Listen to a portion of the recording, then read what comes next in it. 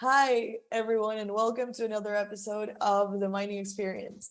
For those who are listening us for the first time, The Mining Experience is a podcast that invites professionals from the mining industry to discuss new technologies, address challenges, share work experiences, um, and many more.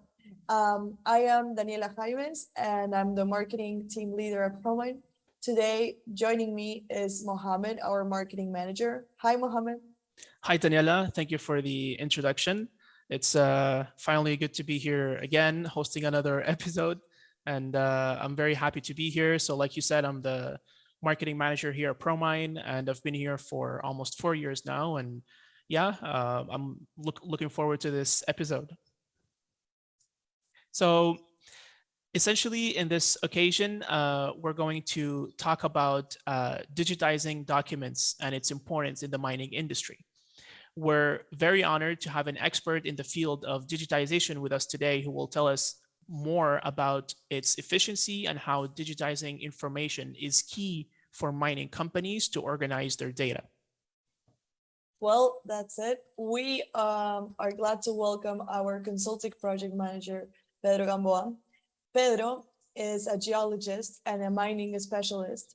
As project manager for our consulting department, here at Promine, he leads a team of geologists who provide support to mining sites in the digital acquisition of databases, records, and plans. With a background of more than 14 years teaching CAD Systems, GIS, basic programming, database manipulation, as well as interaction with operating systems and office automation, he previously obtained the position of associate professor at the department chair of civil engineering at the Universidad de Oriente in Venezuela. In addition, he performed academic research collaborations with AC. Welcome, Pedro. We're so glad to have you here. Hi, Pedro. Hello, Daniela. Hello, Mohammed. It's a pleasure to be here. Thank you for the invitation. I'm always glad to talk with you over here on the channel. Thanks. Awesome. We're always super glad to, discuss many things here in this podcast. Well, for those who don't know, Pedro is here for the second time, and we're really glad. Our last podcast with him was very interesting. So we're really excited about having him again here. Yes, absolutely. Yeah. And for those of you who don't know as well, Pedro is actually, he works with Promine. He's the project manager of the consulting team, like Daniela said. So we're very excited to have him here and to share with us all of his experience. And I'm sure it's going to be great. So Pedro, can you, just to start off to, keep people informed, can you tell us what digitizing is and how it works? Okay, sure. Basically, to digitize something is to take it from the analog media and take it to a digital media. For example, if you were to record your voice would be an analog vibration. With a microphone, you can capture that vibration and take it to an electric pulse. That would be basically a digitalization of sound. In terms of paper, let's say a map, a plan, you would have to take light and the reflection of the light when it's perceived by our eyes, that would be an analogic pulse also. A scanner would be required to take that same reflection of light and convert that also into a digital format. Also, if you have, let's say, a computer with a keyboard, just by writing or typing information, you will be digitalizing information also. That would be your thoughts, for example. Excellent. Well, we know because of the context that we live in nowadays that digitalizing is important. I mean, many industries are actually ahead of the mining industry in terms of digitalizing. And we know that tons of information at mine sites are still paper-based. And although we see that more and more companies in the mining industry care about digitalizing their information, the transition is not complete yet in many of them. And despite of the advantages that are obvious, many businesses still well rely heavily on paper documents. What do you consider digitizing documentation should be a priority in our industry? Why should, like, what would you tell companies that are not sure about investing in this process? Okay, sure. From our experience, the most important aspect of digitalizing information is the perseveration of their information.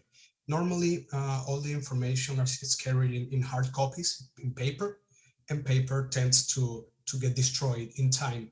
By digitalizing the information, you can secure that in a digital form, and it's basically limitless the time that it can be preserved in that media.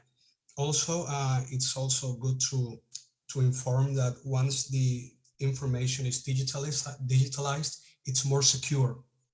You have more control of that information if you have it in a digital way. It is easy to be shared. For example, if we had information of a map in Australia and we have an engineer in Canada, in a matter of seconds, we can share the information for that personnel to review. If we were to share it in paper, it will probably take many hours or even days in order to that information to be reviewed by the personnel in Canada. The most important aspect of all of the digitalization process is that a window of opportunities are open in terms of what you can do with that data, of the software that you can apply once the information is digitalized. Definitely. And talking about, well, I mean, you were referring to the way that we save information. It's also, I think, important to say that many companies invest money on getting this information, getting these plans, getting this, you know, all this information that they have in paper. It's an investment to actually have it, and they don't see that digitizing this type of documents, it's also, like we could say, taking care of that initial investment that they did, and you know, making sure that it will last for many years, as you were saying. And on another, well, other thing that you said that sounded interesting to me was that, well, apart from securing and you know, saving these documents, sharing the information, and this also like goes to optimizing times, you know, and when you optimize times, you are saving money. And when we look at it in an investment way, you can see that the returns are amazing, right? Because I know that many companies doubt about investing in digitizing because of its costs, but I think that it's an important and long-term investment. Definitely. What do you think, Pedro? Oh, yes. Sometimes in some minds, they don't tend to digitalize the information because they're just used to using them in paper. They like to draw over the paper and make annotations and corrections over the paper. But the amount of resources that they are losing by having that information on paper and making corrections over that same type of paper would eventually transform in a lot of time saving if they have that information in digital. Yeah, that's a really important point. Not only we get to, like, all these benefits that digitizing, well, gets a company, it's important to see it as an investment that should be done, especially because nowadays that the industry is moving forward to a more digitized, and we're using softwares and we're using new technology. Having this information on your computer makes it very easy to integrate all these new technologies that are appearing, right? Yeah, but I think it's also important to consider, sorry, to consider the fact that you know, it's about company culture too. Sometimes people are not too keen to change in a company, Definitely. which would cause that resistance. But I think the argument that we can put for that is that in the future, essentially everyone will be using software. It's inevitable, right? Because software is Definitely. will be part of this world, even not just mining, you know. So to battle this culture, I think it's important to you know, introduce digitizing in small steps rather than just, you know, let's digitize everything, let's put it on in effect, and you know, it's which would cause more trouble. Definitely. I think the culture part is very important to have in mind because we have, especially for older generations who are used to, well, what Pedro was saying, like the paper, and they like to touch it and write on it, draw on Yeah, it. absolutely. Uh, I was Yeah. having a conversation not long ago with some engineers that work on on some of our consulting projects, and they were saying that it's sometimes hard to convince these people and tell them, I promise the papers and the information will be saved, and we're not going to lose it, and you will still be able to, you know, go take a look at it, right? A good example is just in your personal experiences, what was the last time that you hold a photograph in your hands, Yeah, a Mhm. physical Yeah. definitely. photograph? I mean, it would Maybe, So definitely bring back some memories, but other than yeah, that, no. it's all in digital. Yeah. It's all in digital. And Yeah. it's yeah, easier to look up in your memories in that way, as the same way that it would be easier to look up all your maps in a digital form. Wow. Yeah, that's actually a very good point. yeah. Absolutely. Yeah. So why is let's say digitized information more secure than paper-based? Many fear, you know, a misuse of a database or a hacker that attack that might put at risk valuable historical data. Whereas if you have it in paper, you can just like lock it in a cabinet and that's it, you know. Okay. Yeah, Yeah. In terms of paper, we have to keep present that the paper will eventually just ruin. That's something that you always have to have in the back of your mind. Now, you can take those papers and put it in a safe place, but in order to the information be secured, you would also have to have some protocols to access that physical information. So that would be already a problem, just having somebody to take care of how to access the information. You could also code or encrypt the information in paper, but when you have to use again the information, you will have to decrypt it. That's another process that takes a lot of time. If you have your information in digital, you can save that in a local server if you have fears that if it's in the cloud, it could be unsecure. But in cloud servers right now, the standards for security are so high that it is easier to break a safe and go inside a safe and rob a map than hacking a server. Uh, anyway, inside of the server, already in digital, you can also encrypt the information. So that's like another level of security. Nice. okay. In terms of database, normally when we use secure savers, those savers make copies of the data. So if you lose all your data today, probably it will be very easy to recover practically all of your information with maybe an hour or two of Okay. difference between one backup and another. Yeah, I mean, definitely we can see the huge difference and how much digitizing is like amazing for saving stuff, because when you have well, plans and maps, what happens if they break? You know, like you always have that risk. And well, knowing also what you were just mentioning, Pedro, that with a secure server, you're making sure that your information is not going to be lost, and that's it, you know. There are many ways to make sure that it's going to be fine. So I feel that that's an important point to make, especially when we're trying to convince these people who are just talking about like and moving the culture of the company towards new technologies. Once the information is digital, you can make as many hard copies as you want. True. If that was an issue for a client, eventually they would just figure out that it's better to just have it in digital and not continue making hard copies unless it would be strictly necessary. Yeah, I mean, and the people that likes to draw on paper can always like print it back and draw on it 1,000 times. That's correct. That's a good point. That's a good point. A good way to relieve those, you know, that people, those fears that people have when it comes to like, but I like to draw on them. Definitely.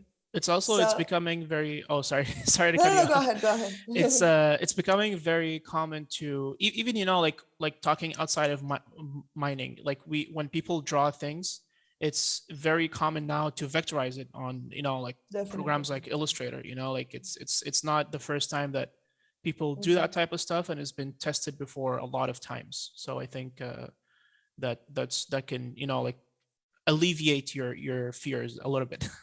Well, and talking about like that people now illustrate a lot on this type of softwares.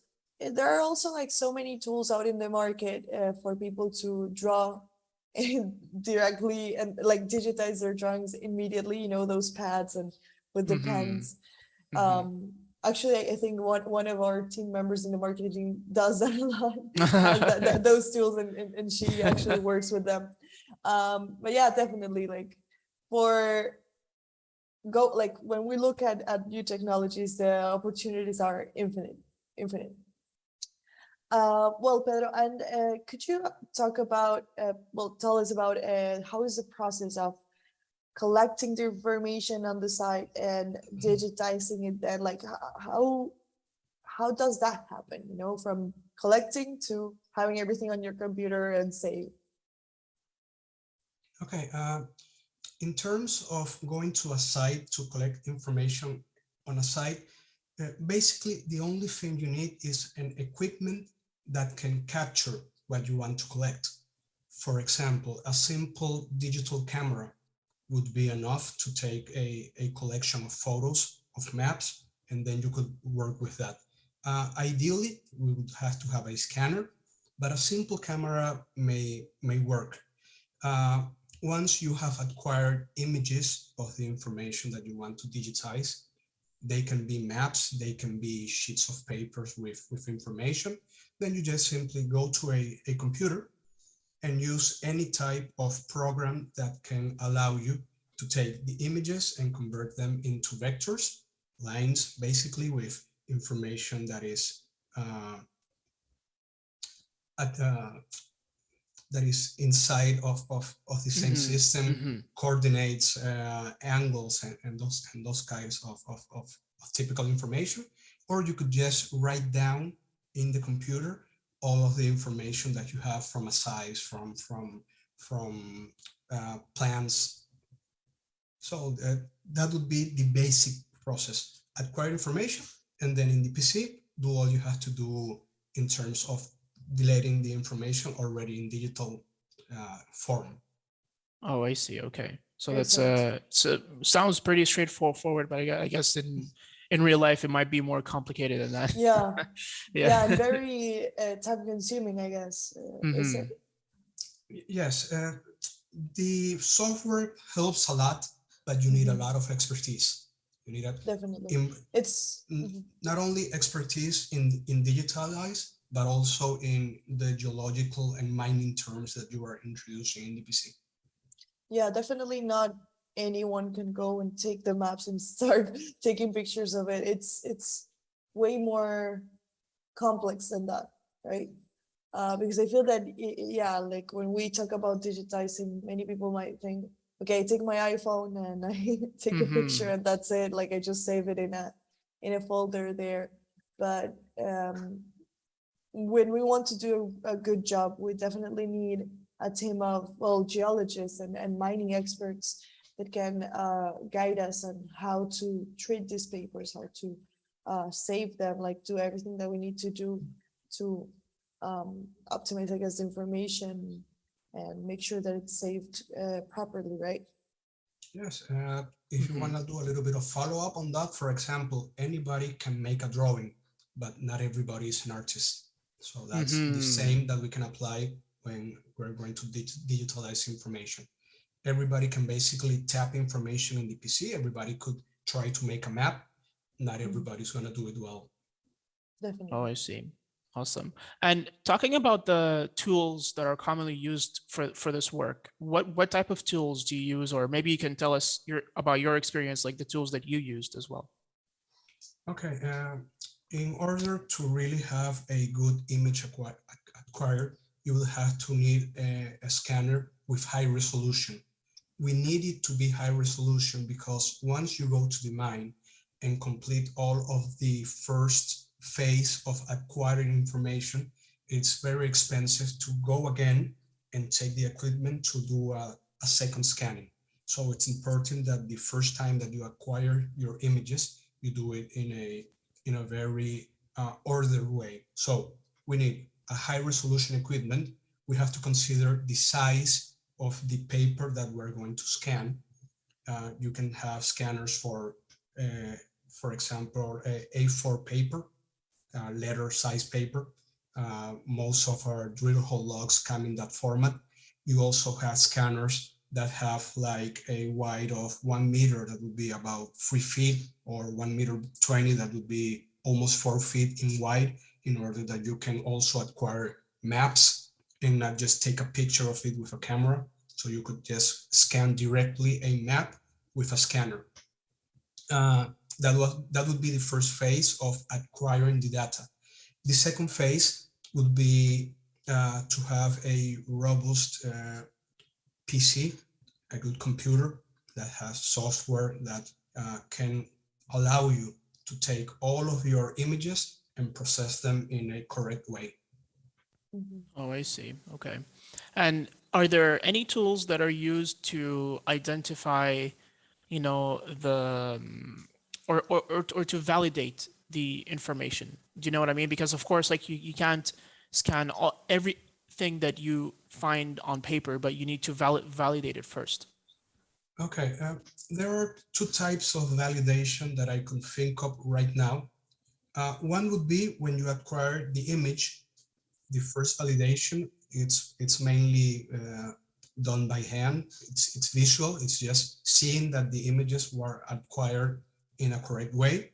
The second validation would be once the data is in digitized format, you have other software that can run that data and look for inconsistent data there. So you could check more carefully those aspects.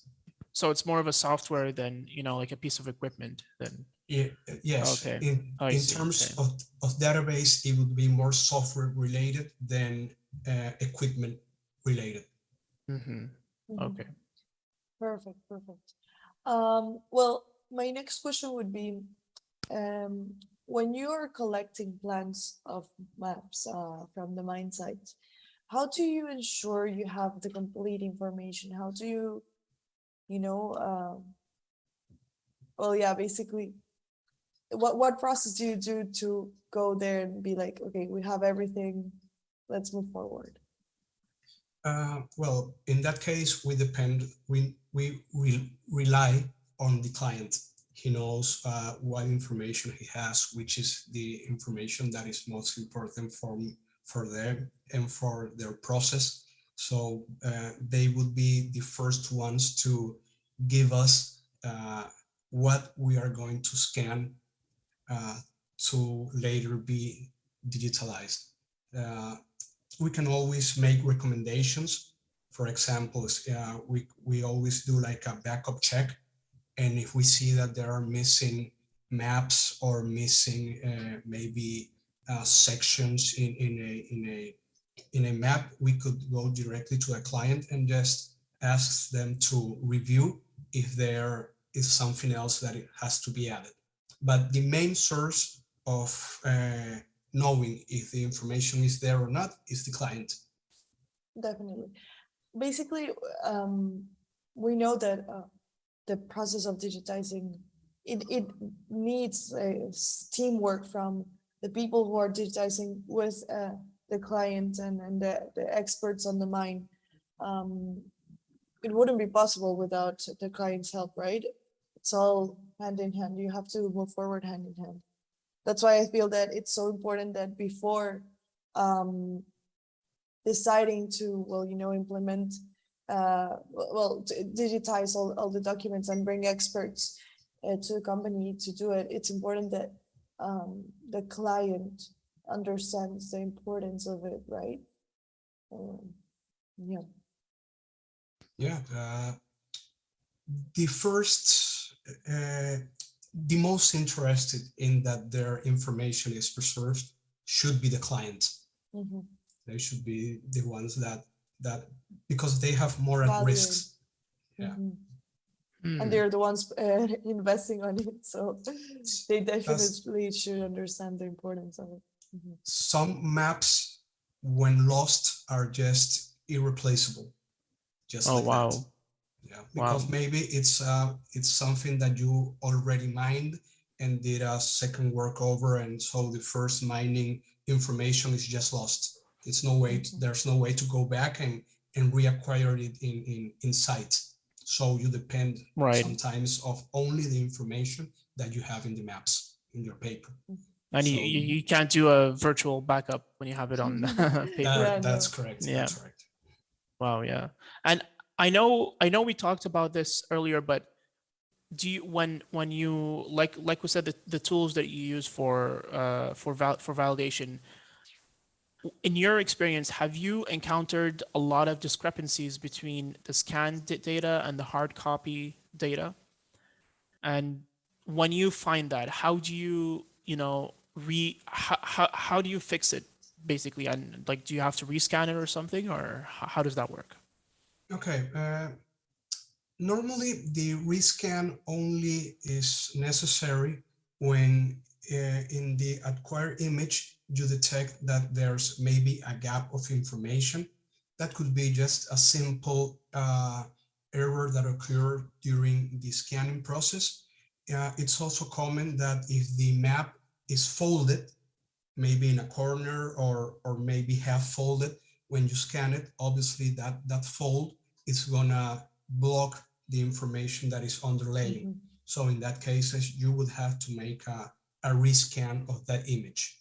But further than that, normally the scanned information is a perfect copy of the hard copy.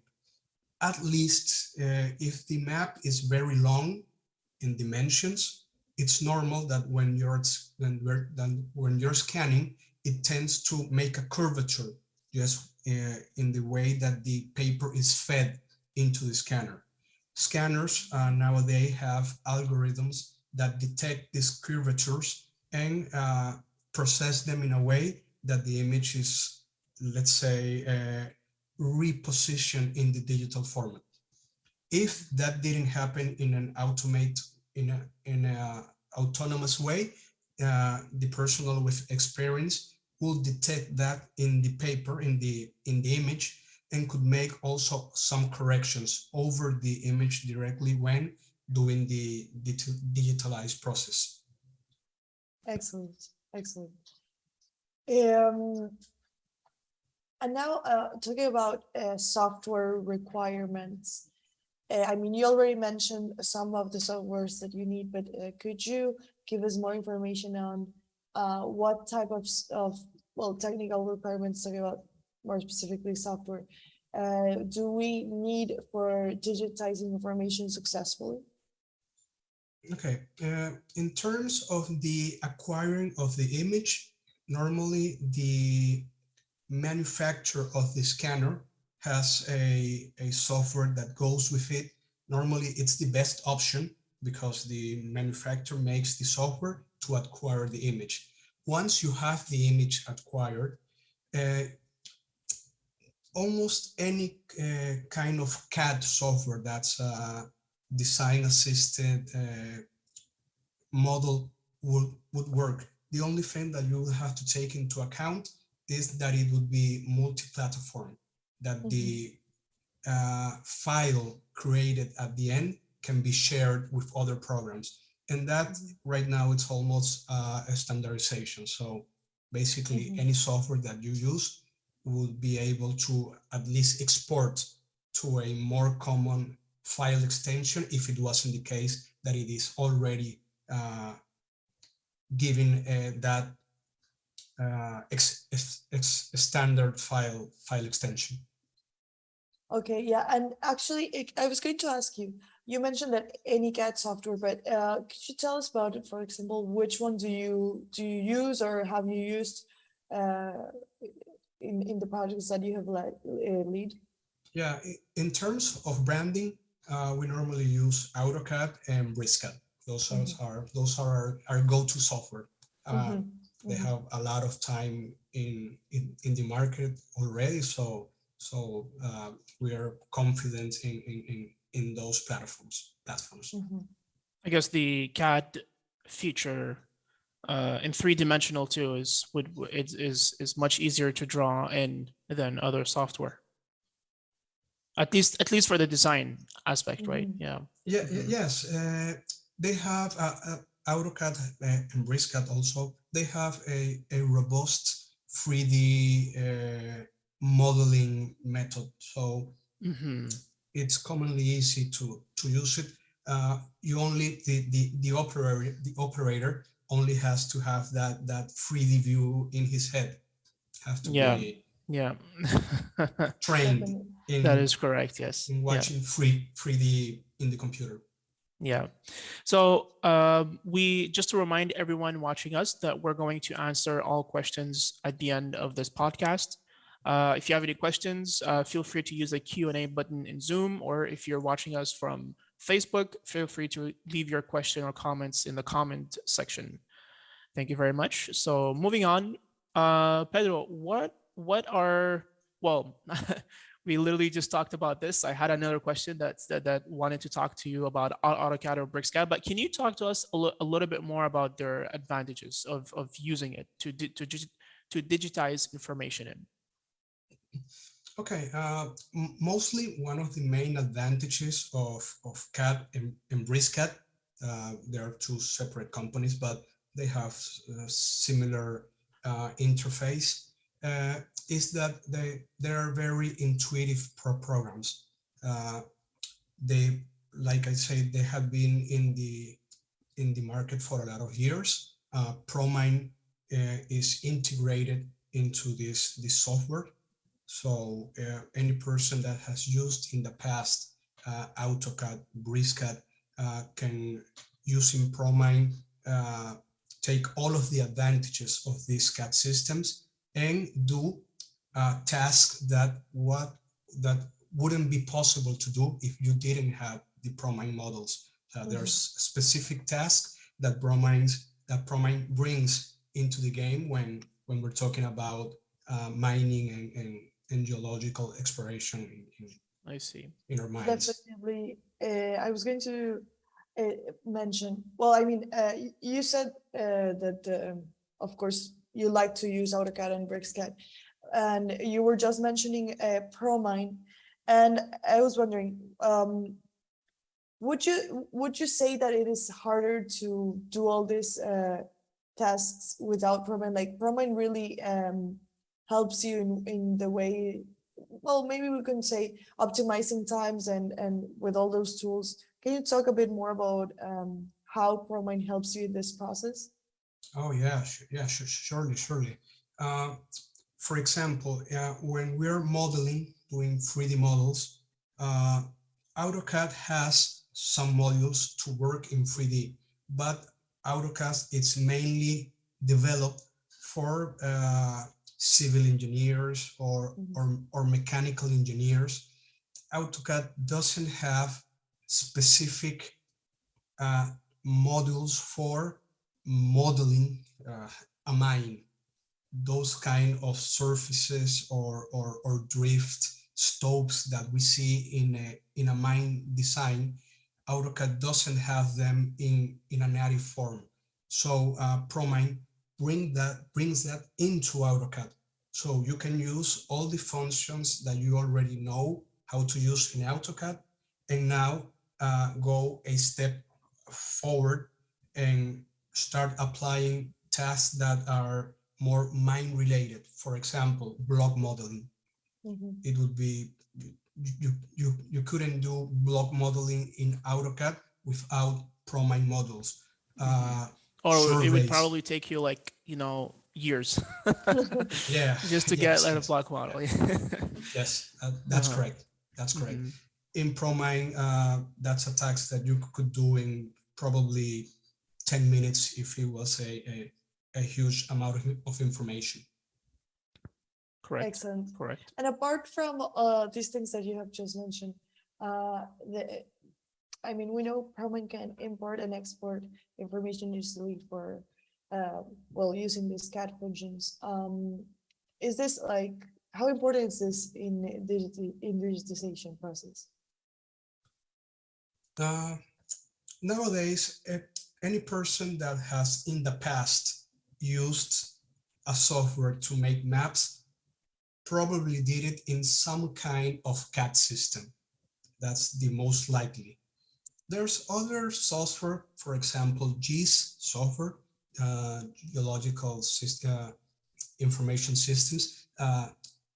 You could model there also maps, but most of the people work in a CAD environment. Promine takes advantage of this, and it allows any developer that had worked previously in a CAD environment to just have a short learning curve, and practically in 1 or 2 days can be working with Promine as he would be working all his life with that software. It's very intuitive. Correct. Yes. Yeah. Yes, absolutely. All right. So we have one question here in Zoom from Mr. Talyat. What exactly are we? Oh, okay. I think they were referring to question when we were talking about the digitizing and scanning of the information. So what exactly are we scanning? For instance, I was in an open pit mine, basically a granite mine. What are the mine parameters? And that give me some examples. Yeah. So that's the question from. Okay. In the part related to the mine parameters, I'm not very sure. I think. I think like when, okay, if I can rephrase the question, they're asking, okay, when you're scanning, what type of mine information are you looking for to be on the hard copy data? Okay. In fact, any information that is in hard copy can be scanned. It doesn't have to be a map. It doesn't have to be a plan. It can be just simply assays, just numbers. Anything that you have in paper is likely to get lost or to just disappear in time. The idea to what we are looking for when we digitalize information is just to preserve it. So you have from an open pit, maybe you have your surveys of the way that you're planning your mine. If you have that in paper, you can digitize that information, and then you could use any other software to get more advantages of your development, for example. And also it can go to digitizing databases. So sometimes people keep a notebook of your drill holes, your coordinates. That can be digitized in a database, because then if you want to model, if you want to create composites or create a block model or create a variogram, you're most likely going to have to have it in an SQL database or something like that, so. Yeah, and also to share it, right? That's working exactly, with a team, having a notebook and passing it around, it's definitely not correct. Sometimes, very helpful. sorry. Sometimes when we think about a digitized process, we only think of images. But like Mohammed was explaining, a database that needs to be digitized also if you have it on paper. Basically, if it's in paper, in terms of fast searching and fast results, it is very inefficient. You can use it and you can make accounts and take information from there. But if you have it in a database, in an informatic database, the responses will be basically immediately. Correct. Definitely. Yes. Daniela, did you have anything to add? No, all good, all good. I think All right. we don't have any other questions. Let's Awesome. wait maybe a bit to see if Okay. someone else has So any yeah, if question. anybody has it, let me check. Yeah, Facebook is good. Here is good. Yeah, we're good. All right. Well, Well, okay. coming to the end of our podcast, we want to also invite you all to follow us on our YouTube channel where you can watch all of our episodes of the mining experience. You can also follow us on our social media to learn about events, read our articles, and keep updated about our news. And I would also like to invite you to leave comments on our post or even send us a private message. Maybe if you want to suggest any topics on our next podcast, or if you want to be part of the podcast or suggest a guest for the podcast, we want to hear you. Even if it's a second time comer like Pedro here. Yeah. Thank you. If you really liked a guest from a previous podcast, please don't hesitate on letting us know. There's Absolutely. much things to talk about. We have many things in this For sure. industry that we'd like to discuss, right? Awesome. Well, Pedro, it was a blast having you. Thank you for your time and for sharing your experiences and thoughts. It was a great pleasure to have you here again. No, the pleasure is all mine, and we had a great time also. Very, very interactive conversation. Very good. Thank you. All And right. well, thank you everyone for joining us, and we'll see you in the next episode, maybe in a month or two. Yeah, we'll keep you posted. Awesome. Thank you. Bye-bye. Take care. Thank you. Bye-bye.